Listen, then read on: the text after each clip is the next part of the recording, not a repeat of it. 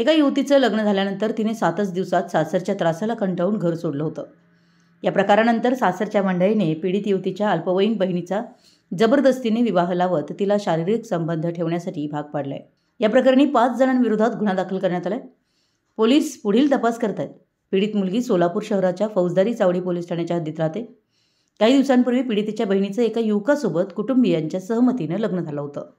पण लग्न झाल्यानंतर दुसऱ्या दिवसांपासून सासरच्या मंडळींनी संबंधित युवतीला त्रास द्यायला सुरुवात केली। सासरच्या मंडळींकडून होणाऱ्या त्रासाला कंटाळून पीडितेची बहीण सासर सोडून निघून गेली। या प्रकारानंतर सासरच्या मंडळींनी पीडित मुलीच्या आईवडिलांवर दबाव टाकत अल्पवयीन मुलीला लग्न करण्यास भाग पाडलं। संपूर्ण कुटुंबावर दबाव टाकत आरोपींनी अल्पवयीन मुलीचा विवाह लावला। आरोपींनी पीडित मुलीला आपल्याच दाजीसोबत शरीर संबंध ठेवण्यास देखील भाग पाडलं। हा धक्कादायक प्रकार उघडकीस आल्यानंतर चावडी पोलीस ठाण्यात फिर्याद दाखल करण्यात आली। पोलिसांनी किरण सुरेश चव्हाण, सुरेश शिवराज चव्हाण, नितीन सुरेश चव्हाण, कविता चव्हाण यांच्यासह अन्य एका विरोधात गुन्हा दाखल केला आहे। पोलिसांनी बाल लैंगिक अत्याचार प्रतिबंधक कायद्यासह विनयभंग आणि इतर कलमांतर्गत गुन्हा दाखल केला आहे।